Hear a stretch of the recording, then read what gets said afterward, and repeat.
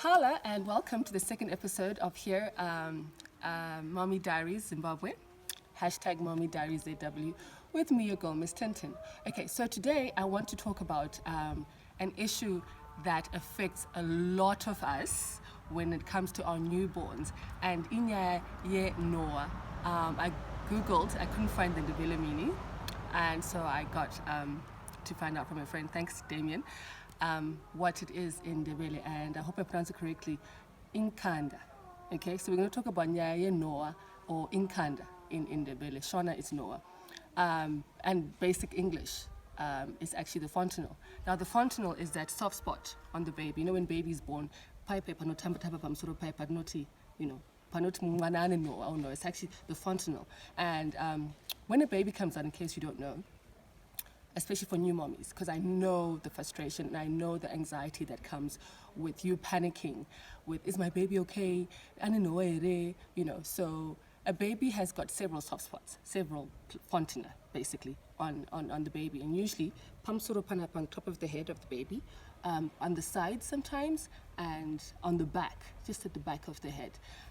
Usually, the most significant is the one that's on the top, pamsoro apandichika. And sometimes, you know, unless, with my first son, Yambuko, to be honest, I didn't even know that he had another soft spot, except for the one on the top.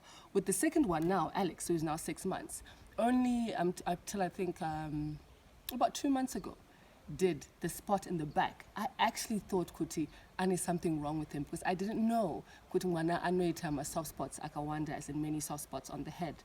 So only about 2 months ago now did it actually begin to close, and now it's completely closed. But still, Pamsoro Pake, Pachiru Tamba Tamba, and he's 6 months. So we're doing okay.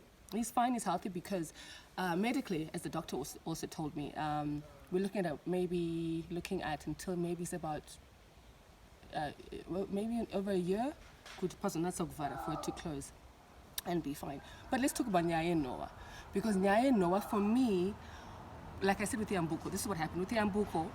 I was very much into everything medical, everything scientific with baby. I Googled everything, maybe a bit over Googled, be careful of that one. And Panyaye advice from one, I didn't really much listen if it wasn't medical. Anyway, with Yambuko, we then go to Christmas. And I'm there and I give baby over to someone to hold, and there's a whole hoo-ha starts. Fingers have been put in his mouth.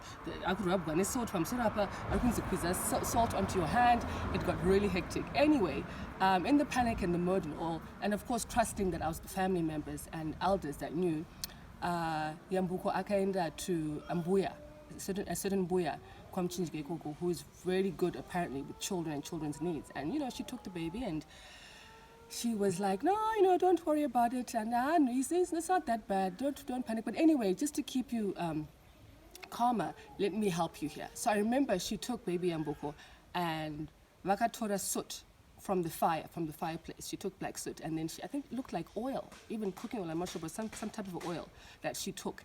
And then she mixed, and put her finger.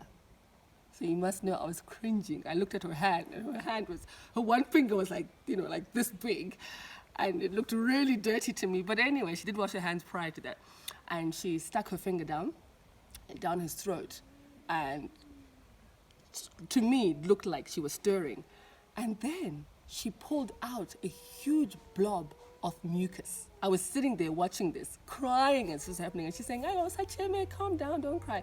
And she pulled out this, grog, sort of a blob of mucus from him. Because prior to that, she did ask me, and I told her Kuti Yambuko was getting choked. You know how when babies are born, and don't panic, new moms, it happens to every single baby. I think it's them trying to learn how to breathe proper, and sometimes they can choke on the mucus or the stuff that's still left in their system as new